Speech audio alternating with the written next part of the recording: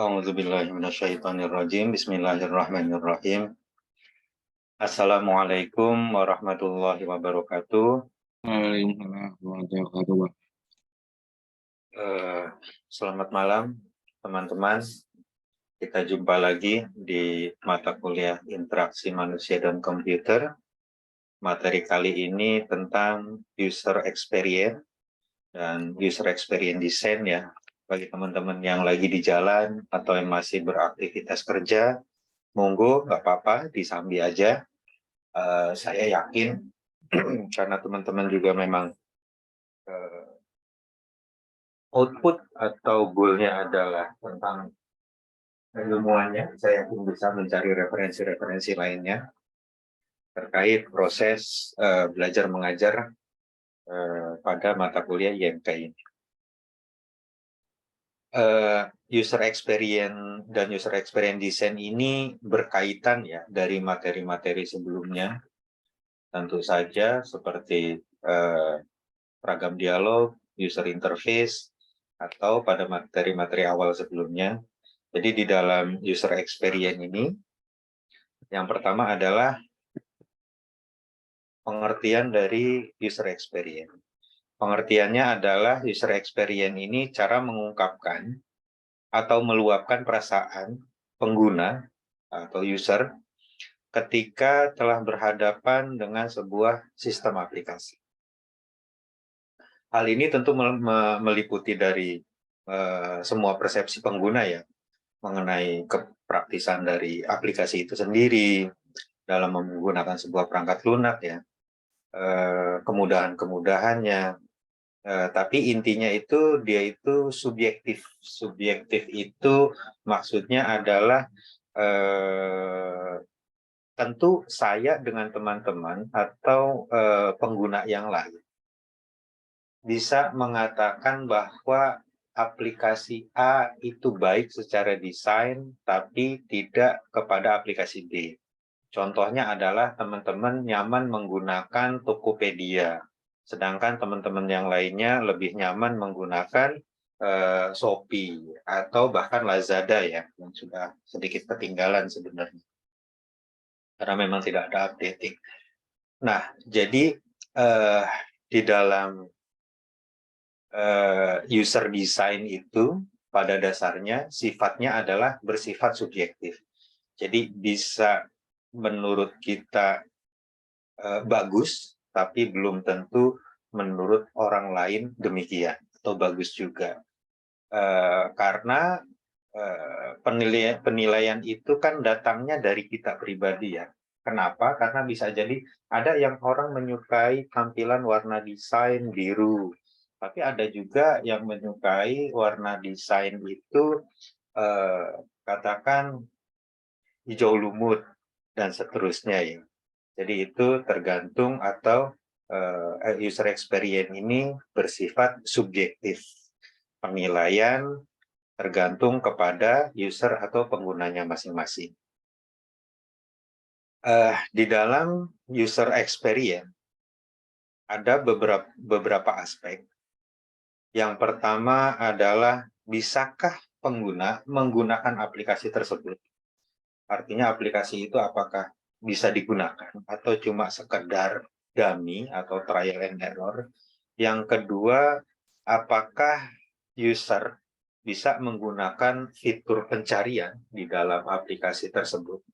Yang selanjutnya adalah apakah sudah memenuhi dari ekspektasi develop dan ekspektasi dari pengguna. Sudah memenuhi atau tidak. Tentu saja ketika berbicara apakah sudah memenuhi ekspektasi ini, seorang develop harus melakukan trial and error, pengujian aplikasi yang dibuat. Kalau kita lihat di Play Store segala macam, kita kan bisa mendapatkan informasi dari sebuah aplikasi yang mau kita install. Biasanya di situ ada reviewnya. Aplikasi ini baik, aplikasi ini bagus, aplikasi ini tidak berfungsi, aplikasi ini tidak dapat digunakan. Seperti itu biasanya. Apakah sudah memenuhi ekspektasi dari seorang develop atau ekspektasi dari seorang pengguna? Ini tentu berkaitan dengan ketika ada review-review dari pengguna kan, seorang develop ketika memang aplikasinya pengen digunakan tentu akan mengevaluasinya sesuai dari memfilter dari review-review dari pengguna tersebut. Contohnya adalah, menu tampilannya warnanya terlalu mencolok, atau alur sistem yang digunakan di aplikasi tersebut sangat rumit. Sangat susah mencari tool karena tidak ada menu pencarian. Kurang lebih seperti itu. Yang selanjutnya adalah apakah pengguna ingin menggunakannya. Jadi bisa jadi aplikasi yang kita buat tidak tepat sasaran karena mungkin aplikasinya itu bukan untuk kalangan tertentu atau orang tertentu. Yang selanjutnya adalah apakah sistem itu dibutuhkan ketika seorang develop membuat sebuah sistem. Sebenarnya sistem itu dibutuhkan atau tidak sih? Jangan sampai seorang develop membuat aplikasi, ternyata aplikasinya tidak dibutuhkan atau tidak digunakan. Yang selanjutnya, apakah sistem atau aplikasi ini bisa dipercaya? Mulai dari keamanannya, mulai dari proses penggunaannya, data kita tidak tersebar, dan seterusnya, dan seterusnya. Yang terakhir adalah, si aplikasi ini bisa diakses atau tidak sih? Jangan-jangan aplikasi ini hanya dibuat untuk bisa lucu-lucuan aja gitu. Padahal aplikasinya ketika diinstal hanya menampilkan sebuah tampilan desainnya saja. Itu adalah aspek-aspek yang harus kita perhatikan ketika memang mau membuat sebuah aplikasi. Tentu bagi teman-teman yang semester 6 atau yang semester 4, khususnya yang semester 6, ini memang kalau mau fokus di sebuah pembuatan aplikasi, ini hal-hal tersebut harus diperhatikan. Jangan sampai nanti ketika, sebentar ya, ada tamu. Ya, waalaikumsalam.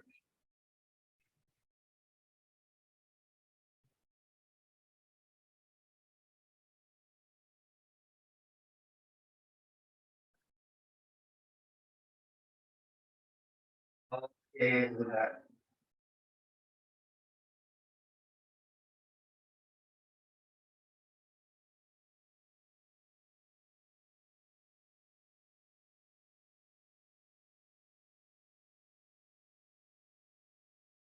Ini ngambil ya? Ngambil ya?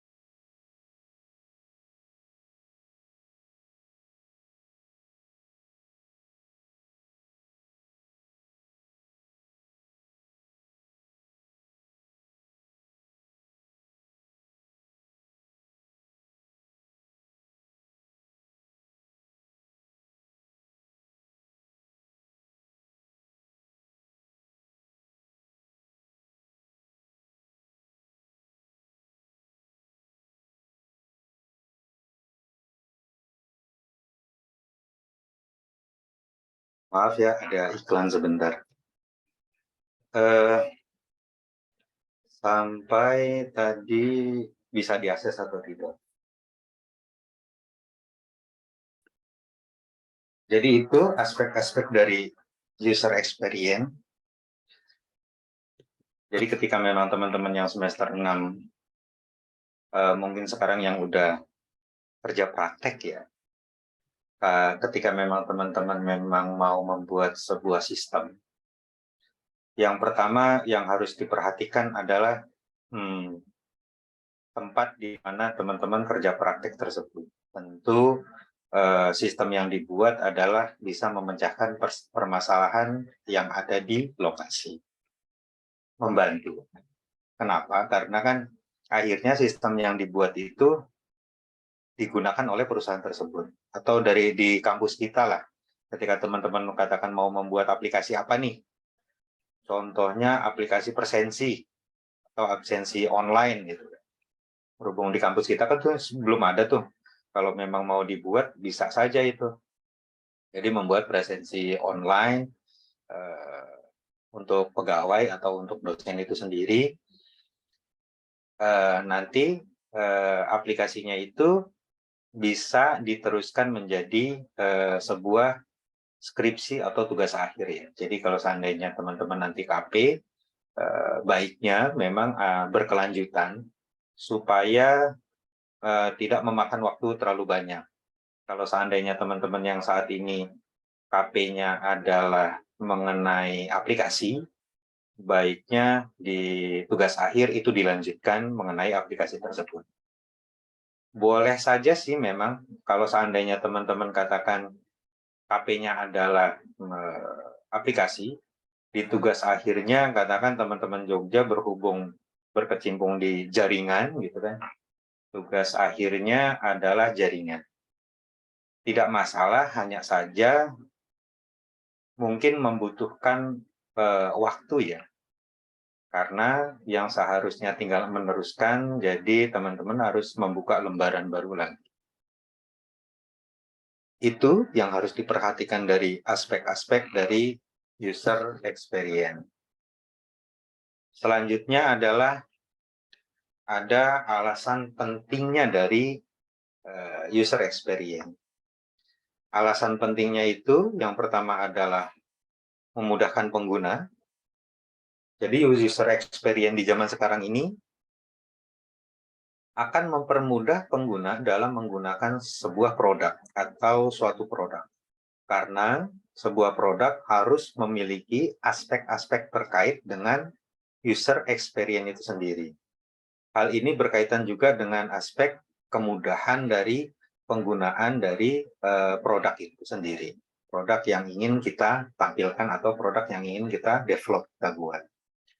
Yang kedua adalah meningkatkan minat dari pengguna. Selain memudahkan ya tentunya ya user interface yang baik juga menarik perhatian pengguna untuk menggunakan produk yang serupa, karena kemudahan dalam menggunakan produk yang dipasarkan tujuannya adalah menciptakan produk oleh develop harusnya supaya meningkatkan atau menarik banyak pengguna dalam menggunakan aplikasi yang dibuat oleh si develop itu sendiri. Jadi bagaimana kita mau memberikan minat pengguna kalau seandainya dari sisi pandangan pertama ya ibaratnya. Pandangan pertama pengguna itu sudah ditampilkan tampilan yang kurang menarik, kurang lebih. Jadi kalau tampilannya menarik kan memacu si pengguna untuk lebih mengetahui secara detail bahwa aplikasi tersebut mudah digunakan, bermanfaat, dan dapat membantu pengguna itu dalam menyelesaikan tugas atau aktivitas. Itu adalah salah satu aspek dari pentingnya user experience dalam meningkatkan minat dari si pengguna. Yang selanjutnya menjadi faktor kesuksesan tentunya ya. User experience ini menjadi faktor sebuah kesuksesan. Semakin banyak peminat dari sebuah produk, pastinya meningkatkan minat terhadap sesuatu. Dalam hal ini pengguna akan semakin banyak dan develop akan diminta untuk melakukan update dari produknya. Jadi kalau seandainya teman-teman nanti membuat sebuah aplikasi ketika mendevelop, itu tentu bisa dikatakan belum tentu sempurna ya, walaupun kadang develop sudah membuat detail sekali, dari mulai perancangan desain aplikasinya, tampilannya, segala macam. Tapi tentu ada netizen-netizen yang memang mereview aplikasi yang kita buat. Nah, dari review tersebut, tentu adalah masukan ketika kita menangkap masukannya itu sebagai sesuatu hal yang positif untuk menyempurnakan atau memperbaiki sistem yang kita buat. Itu adalah salah satu dari faktor kesuksesan itu kita terus melakukan update dari aplikasi yang kita buat. Yang selanjutnya, tentu pasti memiliki user interface yang baik ya di dalam user experience ini. Jika suatu produk ini memiliki interface yang baik, seperti tampilannya sederhana tapi menarik, hal ini disebabkan karena user experience dari pengguna itu menghasilkan produk yang baik ya. Contohnya itu kalau teman-teman pernah menggunakan Yahoo Mail, dulu Yahoo Mail ini sangat powerful sekali ya, mengalahkan kompetitor-kompetitor lainnya. Tapi setelah ada Gmail atau dari produk Google yang tampilannya lebih simple, tampilannya lebih sederhana, tapi secara kegunaan sistemnya itu lebih powerful, tidak terlalu banyak konten ketika mau melakukan pencarian, ketika mau mengakses sebuah email. Jadi sekarang itu nyaris pengguna-pengguna saat ini itu lebih nyaman menggunakan produk dari Gmail itu sendiri. Atau kita juga pernah berpengalaman bahwa di dalam sebuah produk, ketika dia tidak melakukan upgrade atau update sebuah sistem, itu cepat atau lambat seiring perkembangan teknologi itu akan ditinggalkan. Kita tahu pengalaman dari Nokia itu sendiri, ketika Nokia tidak melakukan update, akhirnya Apple tampil dengan iOS-nya, atau Samsung dengan Android-nya, atau bahkan perusahaan-perusahaan lain juga membuat Android, tentu Nokia akan semakin ditinggalkan. Makanya strategi dari Facebook sendiri, dulu kan jejaring sosial itu, kalau seandainya teman-teman itu tahu, dulu itu jejaring sosial pertemanan itu ada yang namanya adalah Friendster ya. Friendster itu akhirnya dilupakan karena memang Friendster tidak melakukan update, tidak melakukan evaluasi terkait sistemnya, akhirnya cepat atau lambat mereka juga ditinggalkan. Kalah dengan kompetitornya yaitu Facebook, kalau Twitter mungkin udah lama banget ya, Facebook, dan sekarang belum lama ini kan muncul juga IG, muncul TikTok, atau bahkan YouTube yang lebih lama. Jadi itu adalah salah satu salah satu pentingnya upgrade sebuah sistem atau aplikasi mengikuti perkembangan zaman. Bahkan sekarang di TikTok sendiri kan itu ada TikTok Shop ya. Mungkin bagi teman-teman dulu tidak terbayang bahwa aplikasi jual beli itu ya hanya sebatas seperti Tokopedia, Shopee, Lazada, dan Blibli.com, dan seterusnya ya. Tapi dengan kehadiran TikTok, yang kita bisa lihat produk secara langsung, bahkan pembeliannya bisa saat itu bisa live, kita bisa ngobrol dengan si penjual, pembeli dengan si penjualnya itu bisa berinteraksi secara langsung. Itu semakin memperkaya kita, bahwa meyakinkan kita bahwa ke depan pasti akan banyak lagi pembaharuan-pembaharuan dari aplikasi-aplikasi tersebut.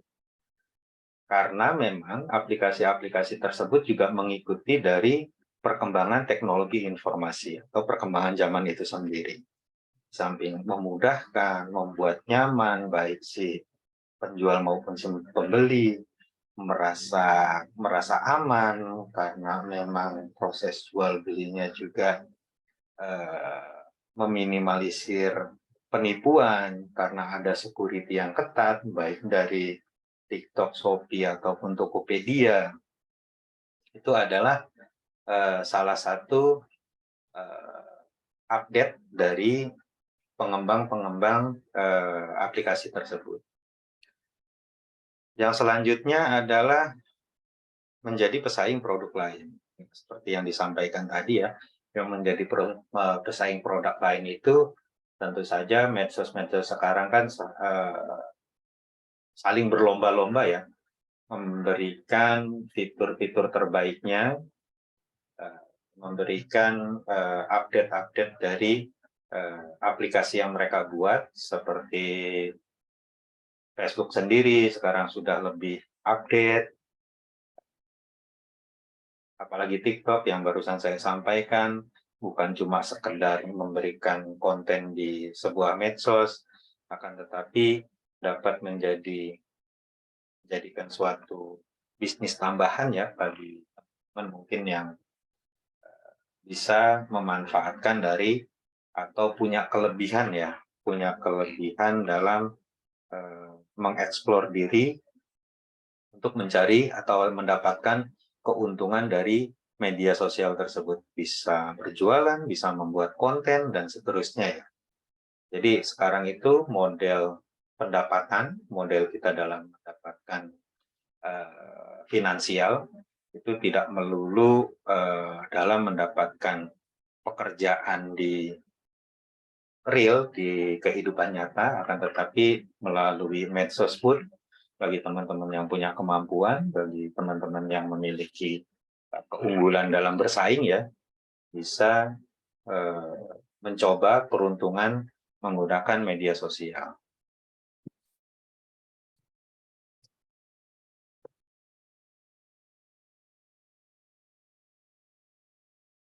Yang selanjutnya adalah aspek-aspek pemahaman dari user experience itu sendiri.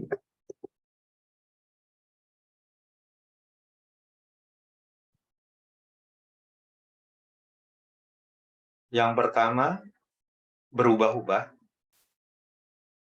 Jadi perlu dijelaskan kepada pengguna bahwa dalam pengembangan user experience itu selalu berubah-ubah, tidak pasti.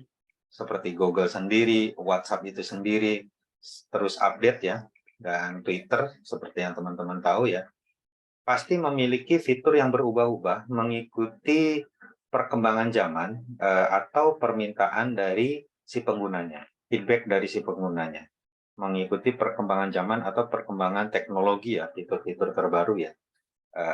Kalau tidak selalu update, tentu akan ketinggalan atau bahkan ditinggalkan. Yang kedua adalah harus memperhatikan pengguna. Kenapa? Ya karena pentingnya kita membuat aplikasi kan, ya karena memang aplikasi kita pengen digunakan ya. Tentu bagi Twitter, Facebook, TikTok, dan seterusnya itu, bagaimana caranya menarik minat para penggunanya ini lebih nyaman menggunakan, katakan, Twitter dalam melakukan interaksi di media sosial. Harus memperhatikan pengguna ini adalah maksudnya develop harus mendengar dan melihat permintaan dari user. Observasi terhadap pengguna akan menjadi penting karena akan menggambarkan apa yang diinginkan sehingga menghasilkan user experience yang baik. Jadi terus update aplikasinya dari versi-versinya, mungkin ada versi, kalau kita tahu kan kadang ada versi 0.1, 0.2, dan seterusnya. Seperti di Windows sendiri juga demikian kan. Awal muncul mungkin Windows 98, Windows XP, dan seterusnya sampai sekarang Windows 11 ya, akan terus update.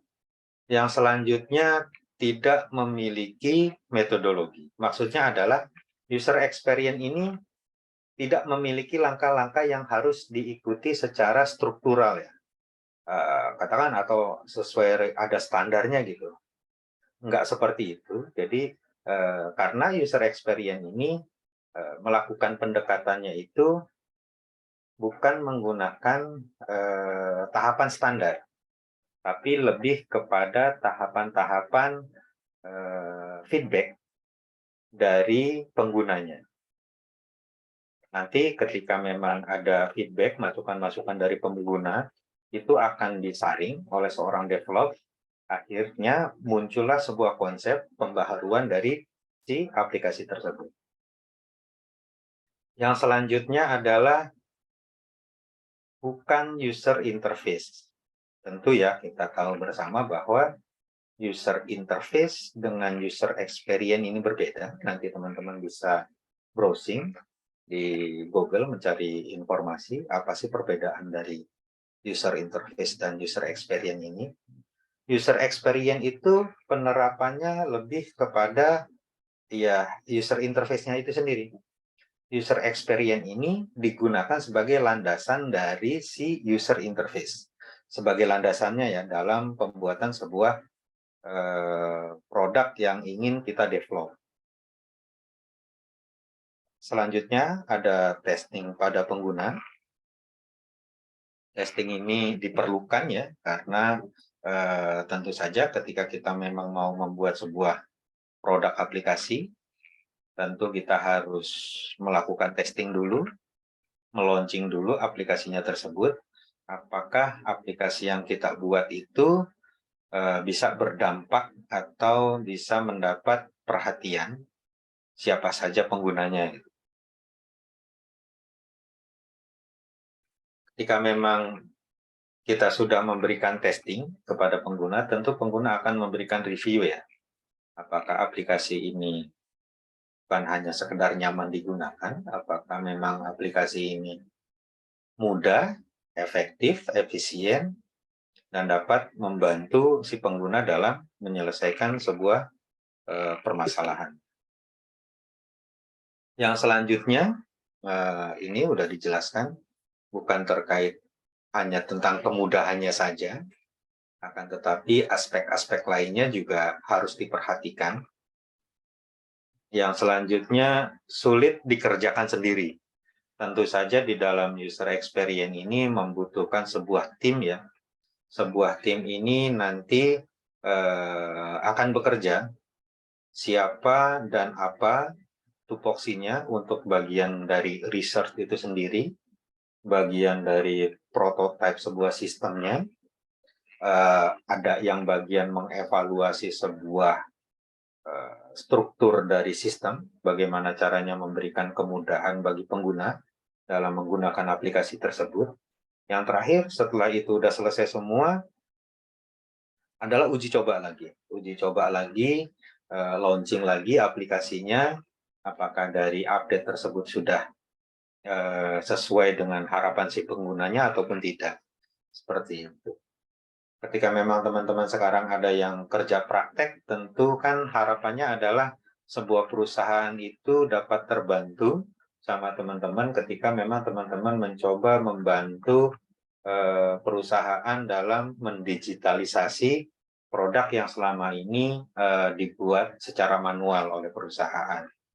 Nah, setelah dibuat sama teman-teman tentu kan akan direview oleh perusahaan tersebut.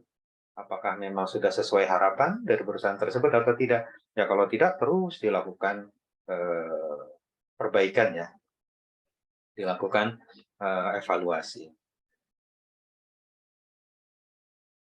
Yang selanjutnya ada elemen dari user experience. Elemen dari user experience ini ada 5. Yang pertama adalah surface. Kalau teman-teman ingat pada pertemuan-pertemuan awal kita bahwa ini berkaitan tentang sensor dari indera panca indera kita. Sensor desainer dari panca indera kita. Seperti penglihatan, seperti pendengaran, sentuhan, indera penciuman, serta bagaimana kita indera perasa kita ya. Jadi ketika memang kita menggunakan sebuah aplikasi, apakah memang aplikasi ini ketika kita lihat itu kita merasa nyaman, apakah dapat digunakan, mudah digunakan, berinteraksi kita dengan aplikasi itu, kita merasa terbantu, tentu ada perasaan kemudahan, atau bahkan ketika kita bisa menyelesaikan menggunakan aplikasi itu kan, yang tadinya menurut kita sulit untuk dikerjakan secara manual, itu merekap data sekian banyak, tapi dengan adanya aplikasi yang dibuat, akhirnya secara otomatis data itu bisa kita tarik dengan cukup satu klik, katakan. Yang tadinya data itu kita harus input secara manual, sekian ratus data, gitu. Tapi dengan adanya aplikasi, kita cukup katakan ekspor ke Excel, sudah jadi data yang kita inginkan. Itu adalah salah satu dari elemen user experience. Yang salah satunya adalah surface. Yang kedua adalah Selecton.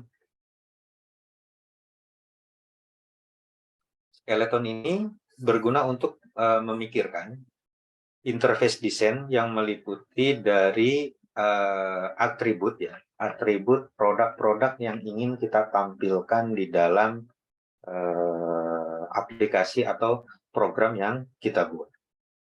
Jadi dari mulai tampilannya, contoh kalau seandainya teman-teman mau membuat sebuah aplikasi jasa, gitu kan. Aplikasi jasa ini ya teman-teman akan bergerak di jasa apa nih?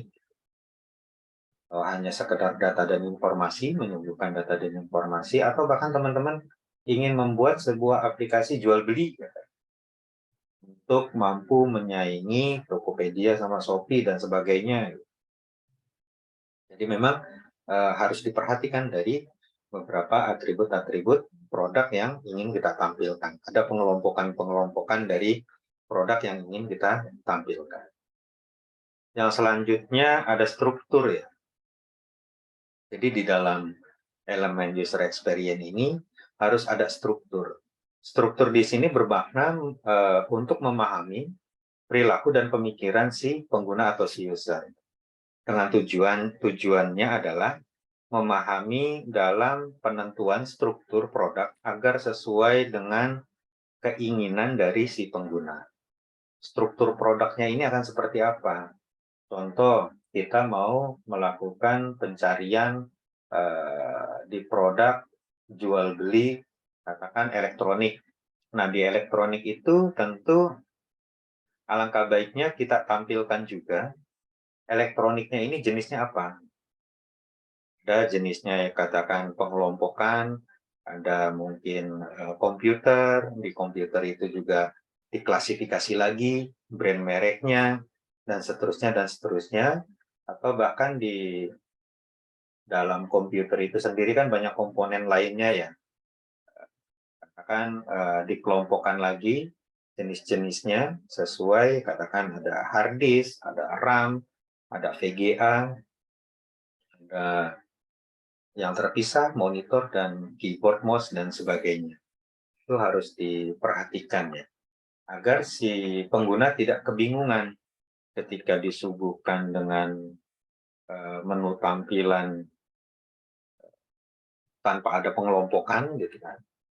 Tentu kurang efektif ketika pengguna ingin mencari sesuai dengan pengelompokan data yang ingin dia cari. Contohnya adalah dia mau mencari hard disk gitu kan. Ketika di situ tidak ada pengelompokan kan dia akan lama ya nyarinya ya. Tapi kalau kita sudah menggunakan proses filtering, nanti pengguna itu ya tinggal memilih brandnya saja. bisnisnya tipenya apa. Yang selanjutnya ada scope.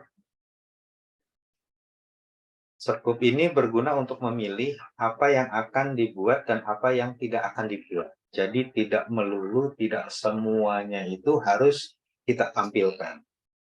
Tentu seperti di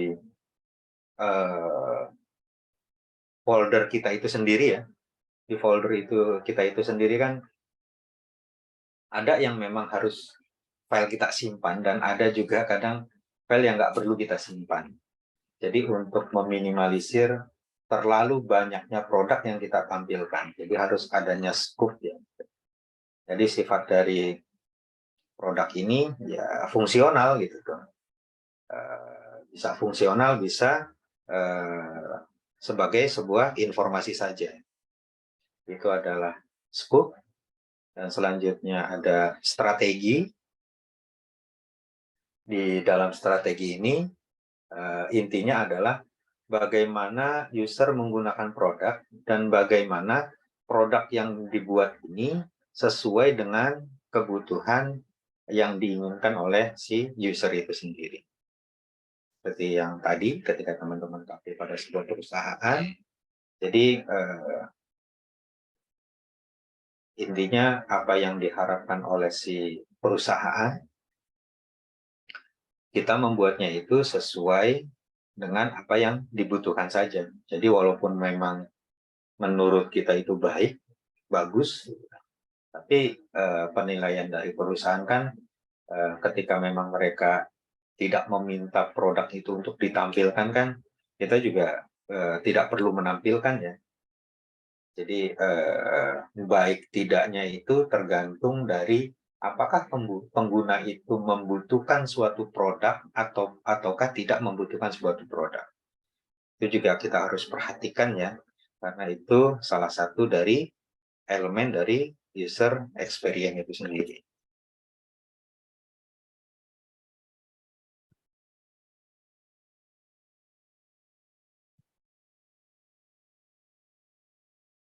Yang selanjutnya disampaikan tentang faktor kesuksesan dari user experience.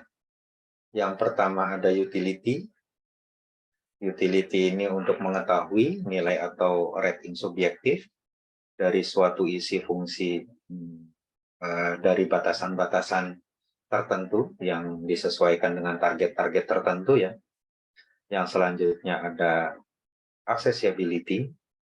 Accessibility ini untuk mengetahui seberapa baik accessibility dan kompatibilitas. Kompatibilitas itu adalah ketika kita mau melakukan penggabungan atau update dari sebuah aplikasi yang kita buat, apakah versinya bisa dilakukan update atau tidak, kompatibel atau tidak, itu maksudnya seperti itu dari suatu produk, dengan mengetahui yang user rasakan dengan performa dari produknya.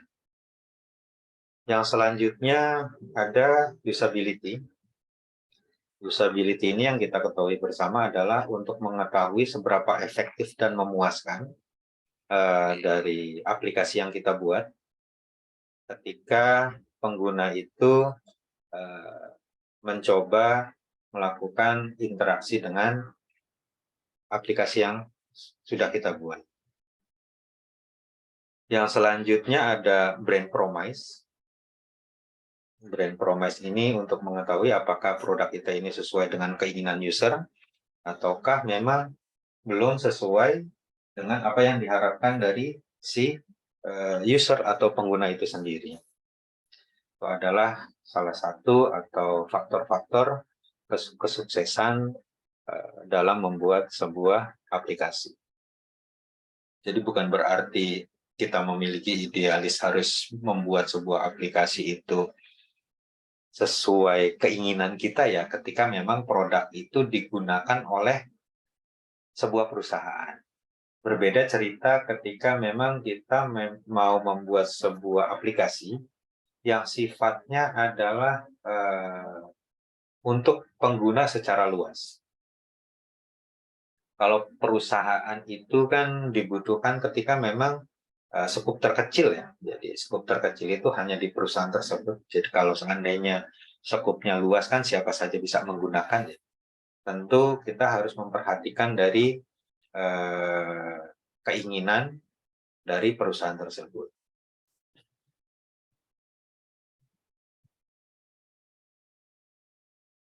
Nah, di dalam ini juga dijelaskan tentang user experience design.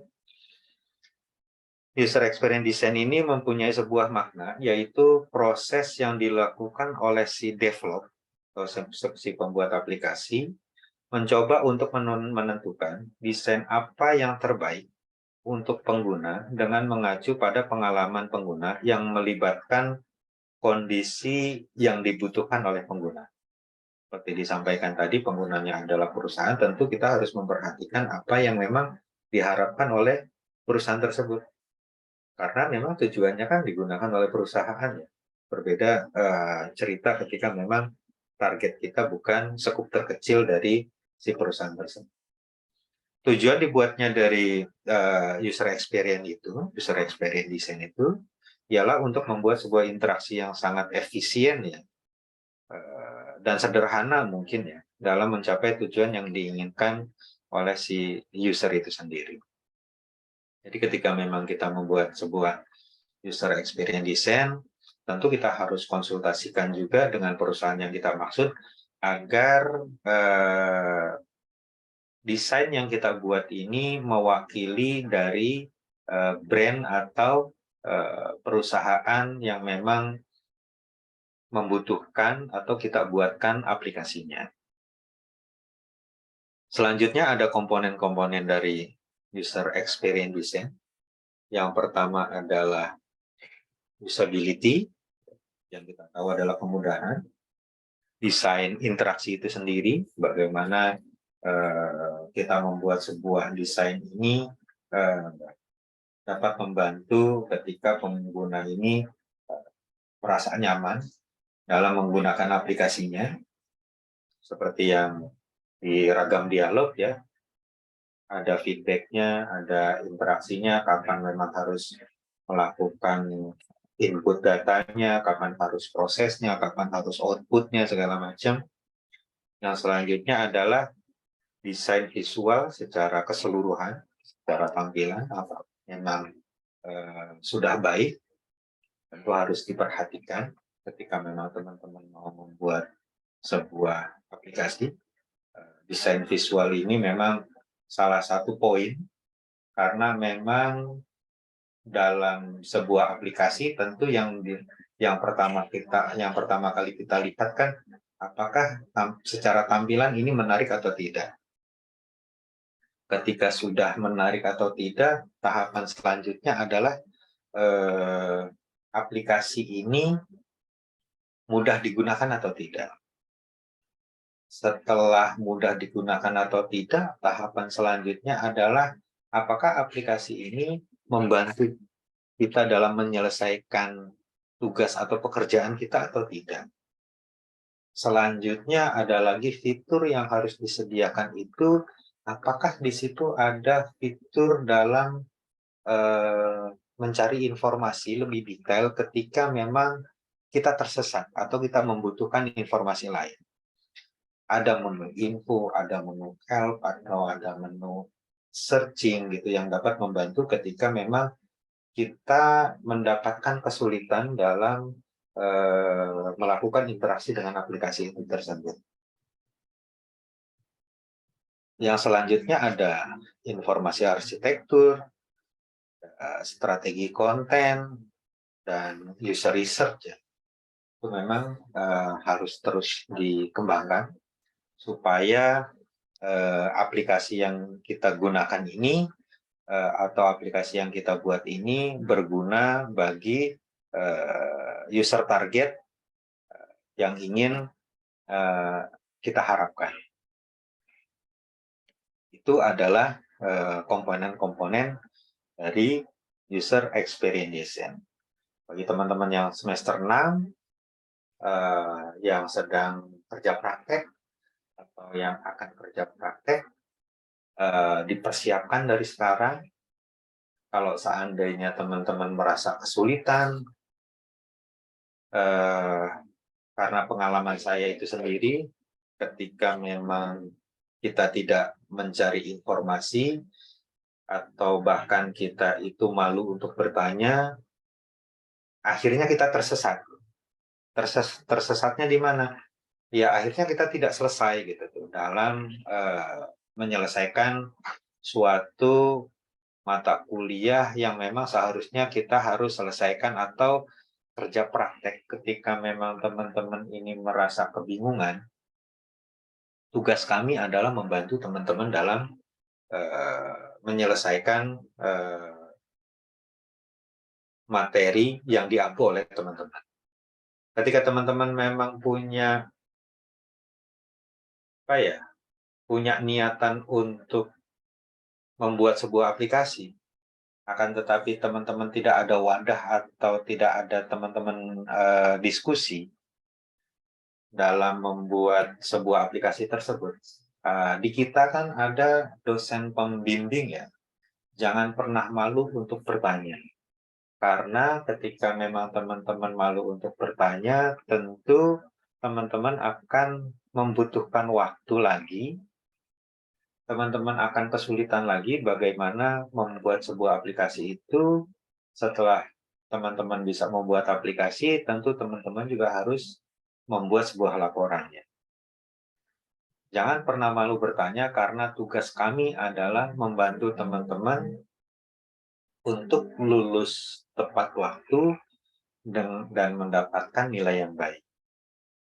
Di kami ada dosen pembimbingnya, di kami juga mungkin nanti ketika teman-teman sudah menyelesaikan ada dosen pengujinya, dan alangkah baiknya, seperti yang di awal saya sampaikan, ketika memang teman-teman ini fokusnya adalah di aplikasi, kerja prakteknya adalah aplikasi, kalau bisa itu sekalian dijadikan menjadi sebuah tugas akhir, agar teman-teman bisa mempersingkat waktu, tidak membuat skripsi atau penelitian tugas akhir yang baru. Kalau teman-teman sekarang sudah fokus di jaringan, kerja prakteknya dimantapkan lagi, tugas akhirnya itu fokus di jaringan. Walaupun memang tidak menutup kemungkinan teman-teman pengen mencoba KP-nya jaringan, skripsinya adalah aplikasi. Tidak menutup kemungkinan, tapi tentu membutuhkan effort dan waktu yang lebih lama dalam menyelesaikan tugas akhir itu sendiri. Mungkin itu di pertemuan kali ini, teman-teman. Kalau ada yang mau ditanyakan, monggo. Kalau nggak ada yang ditanyakan, saya absensi aja.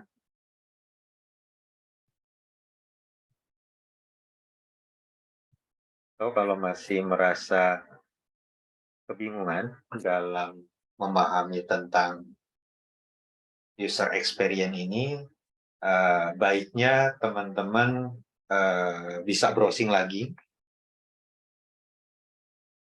bisa menggunakan, sekarang kan banyak ya medianya, ada Google, ada YouTube, atau bahkan ada ChatGPT.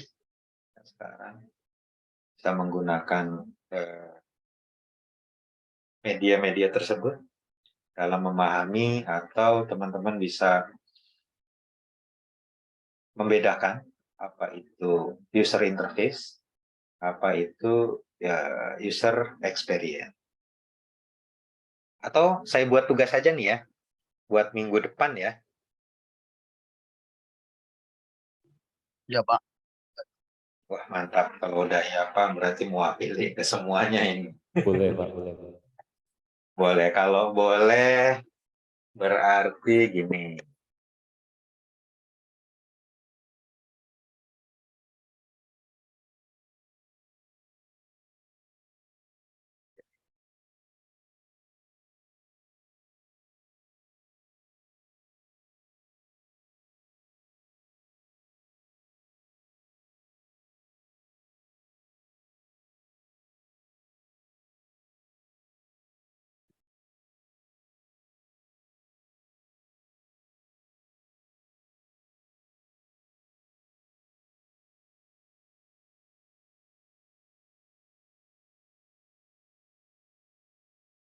boleh tampilan UI atau UX yang sudah ada. Yang sudah ada itu maksudnya yang sudah ada di browser ya, nggak apa-apa. Atau teman-teman buat sendiri boleh, lebih bagus.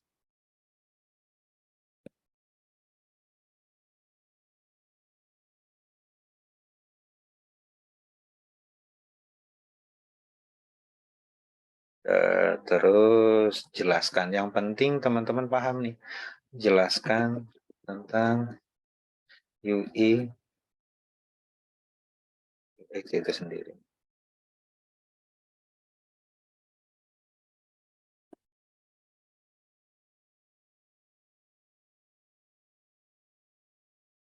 Ini ya tugas minggu depan,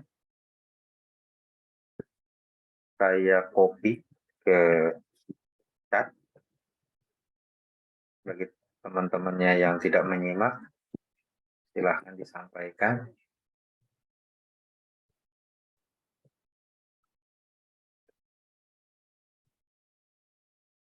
Itu ya tugas minggu depan. Jadi buatlah sebuah tampilan UI dan UX monggo sesuai keinginan dari teman-teman. Teman-teman mau membuat UI dan UX ini apakah produk bentuknya ataukah jasa bentuknya. Jasa itu seperti tadi, seperti aplikasi absensi segala macam seperti itu. Ataukah memang seperti Tokopedia, Shopee segala macam itu boleh. Atau bagi teman-teman yang di internet itu kan banyak ya, seperti produk dari First Media, tampilan UI dan UX-nya, atau dari Telkom, atau bahkan TE mungkin punya sendiri tampilan UI dan UX-nya. Silahkan, nggak apa-apa, ditampilkan saja, dijelaskan tampilan UI dan UX-nya itu seperti apa. Kalau teman-teman buat sendiri, tentu nilainya lebih baik ya. Kalau seandainya teman-teman itu ngambil tampilan UI dan UX yang sudah ada di browser, tidak masalah juga, karena goal yang saya harapkan itu teman-teman memahami konsep dari UI dan UX itu sendiri. Itu ya teman-teman tugasnya minggu depan. Kumpulkan di email saya.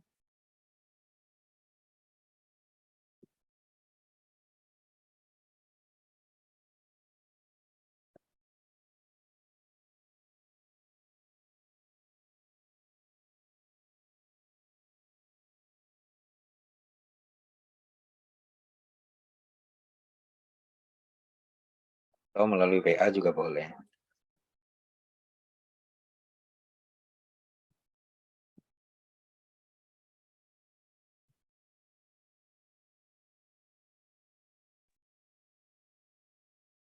Izin bertanya, Pak. Boleh. Ya, untuk tugasnya ini kan membuat tampilan UI UX ya, Pak ya.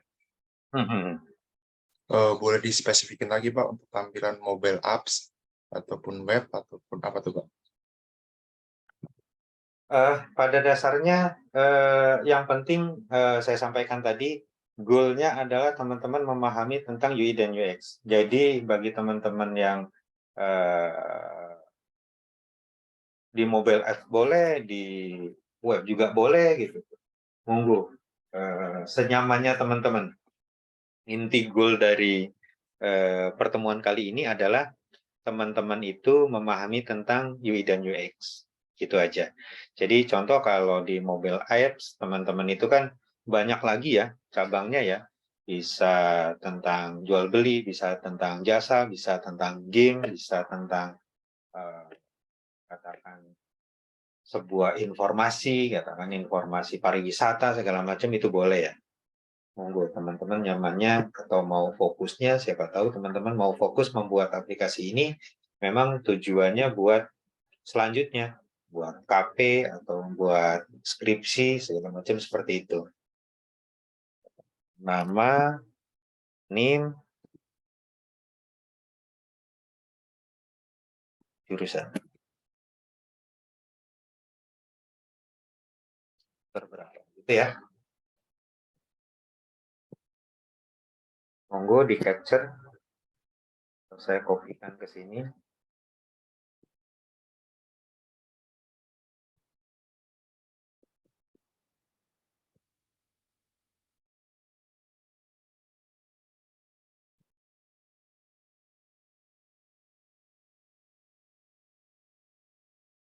Itu, apa ada pertanyaan lagi? Monggo.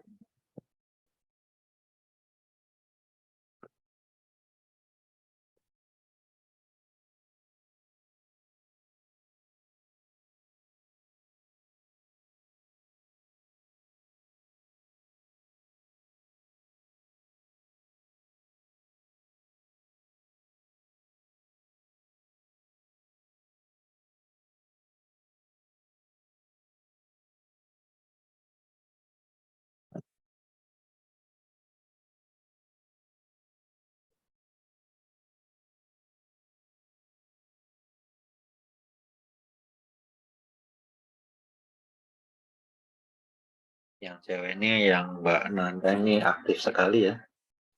Keren Mbak Nanda. Nanda. Sudah, kalau sudah di capture, saya absen.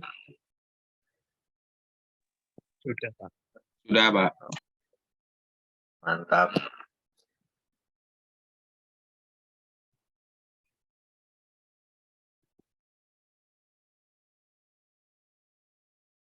Dimulai dari Jenny TTS nih. Mas Reja hadir? Hadir, Pak. Wah, komputer 8, komputer baru Oh iya, nih kayaknya nih ya. lupa diganti, Pak, namanya, Pak. Gak apa-apa. Ini di ruangan mana? Di ruang humas, Pak. Wah, udah kayak siaran berita aja ini. Enggak, Pak, ini uji coba, Pak. Biasanya sih buat podcast anak-anak sih, Pak. Barusan tadi sore ya? Sebenarnya ngesetnya udah lama sih, Pak. Baru dipakai aja, Pak, lagi nyoba. Oh, oke. Lah kalau yang tadi sore sama Prof Ono itu apa? Apa sih yang tadi? Kalau yang tadi itu, kalau nggak salah, yang sama Narmas gitu sih, Pak. Oh, sama Sinarmas ya, ya. Iya. Kurang paham, Pak, itu yang bahas apa. Yang Mudah-mudahan selanjutnya, oke, Pak Abdullah Huzaifi, Pak Gedangan, Hadir, Pak. hadir ya. Pak Ajam Sidki, Pak Hadir, Ajam, hadir ya. Hadir, Pak. Pak Singgih Prasetyo Nugroho, Hadir, Pak. Pak Fajar, Hadir, Pak. nah, Pak Ridwan Prasetya, Saya, Pak. Hadir. nah, Mbak Nurul Susilawati, Hadir, Pak. hadir ya. Bang Angga Aditya, Bang Angga apa hadir? Jadi ini sih Pak, sinyal internetnya gangguan. Kayaknya lagi Oh. cross connect. Sinyalnya nggak kuat ya. Oke, baik. Madiun, Pak Dede Anton Wibowo. Hadir ya. Pak.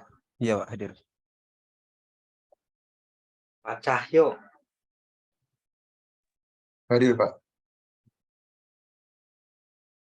Mbak Widuri Pratiwi, Hadir, Pak. Mas Doni Wahyudi. Hadir ya Mas Doni ya. Hadir, Pak. Siap. Siap, mantap. Tangerang Selatan, Mbak Putri Dia Amanda. Hadir, Pak.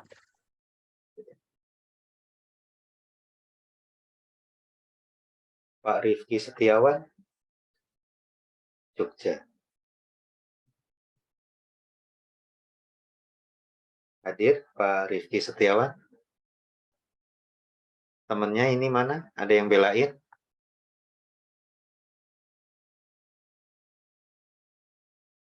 Nggak ada, Pak Rifki? Oke.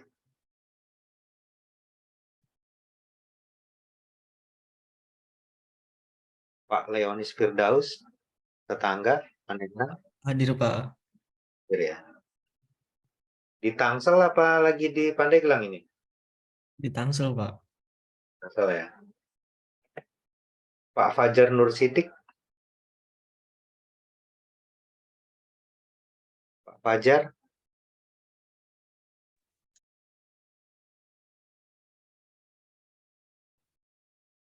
Oke, siap Pak Fajar.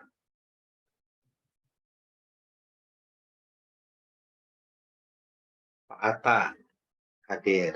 Hadir, Pak. Pak Muhammad Ramlan, hadir ya. Oke, Mbak Nanda hadir. Pak Ikrom Tegal, hadir ya. Hadir. Ada lagi yang belum kesebut? Sudah semua ya. Itu mungkin Bapak Ibu tugasnya kita ketemu lagi minggu depan ya. Nggak apa-apa kalau seandainya teman-teman itu dari tampilan yang sudah ada nggak apa-apa, atau teman-teman membuat desain tampilan UI dan UX sendiri itu lebih baik. Karena goalnya adalah teman-teman bisa memahami apa perbedaan dari UI dan UX itu sendiri. Terima kasih atas waktunya. Insya Allah mudah-mudahan kita ketemu minggu depan lagi. Saya akhiri, billahi taufik wal hidayah. Wassalamualaikum warahmatullahi wabarakatuh.